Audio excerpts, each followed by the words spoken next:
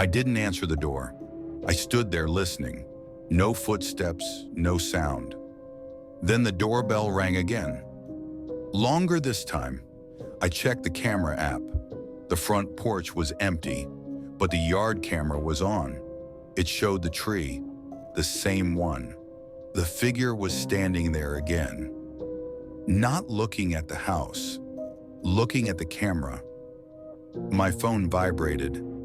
I rang the door because you stopped looking at me.